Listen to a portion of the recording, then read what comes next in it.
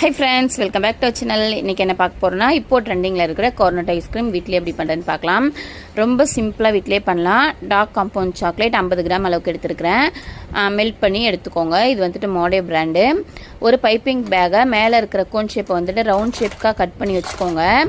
அதில் அந்த நம்ம மெல்ட் பண்ண சாக்லேட் போட்டுட்டு எல்லா பக்கமும் படுற மாதிரி ஒரு ஷேப் வர அளவுக்கு போட்டுக்கோங்க. இந்த இடத்துல வந்துட்டு கொஞ்சம் லைட்டாக வந்துட்டு ப்ரெஸ் பண்ணி ஒரு ஸ்பூன் வச்சு பண்ணிங்க அப்படின்னா எல்லா பக்கமும் படும். அதை ஒரு கிளாஸில் வச்சு இந்த மாதிரி எடுத்து அதாவது நமக்கு கோன் ஷேப் வர மாதிரி விரித்து அந்த பைப்பிங் பேக்கை வச்சுட்டு ஃப்ரீசரில் ஒரு 15 மினிட்ஸுக்கு செட் பண்ணிவிடுங்க. அது வந்துட்டு அந்த ஷேப் அப்படியே சாக்லேட் வந்துட்டு கோன் மாதிரி ஆகிற அளவுக்கு 15 மினிட்ஸ்க்கு அப்புறம் எனக்கு நல்லா வந்துருந்துச்சு. ஆனால் என்ன ஆச்சுன்னா கீழே வந்துட்டு லைட்டாக ஒட்டிடுச்சு. ஒரு பாதிக்கு மேலே தான் கோன் ஷேப் வந்துருந்துச்சு. நான் அதுக்கப்புறம் அதை உடச்சோம் அப்படின்னா சாக்லேட் உடஞ்சிரும்னு அதுலேயே வந்துட்டு விப்பிங் க்ரீமும் இந்த மெல்ட் பண்ண சாக்லேட்டையும் நல்லா பிளெண்ட் பண்ணிவிட்டு சாக்லேட் ஐஸ்கிரீம் மாதிரி ரெடி பண்ணி வச்சுருந்தேன். அதை வந்துட்டு ஃபில் பண்ணிவிட்டு மேலே வந்துட்டு சாக்கோ சிப்ஸ் போட்டிருந்தேன். பால் சக்கரை எதுவுமே சேர்க்க வேண்டாம். விப்பிங் க்ரீம் இருந்துச்சுன்னா போதும் உங்ககிட்ட.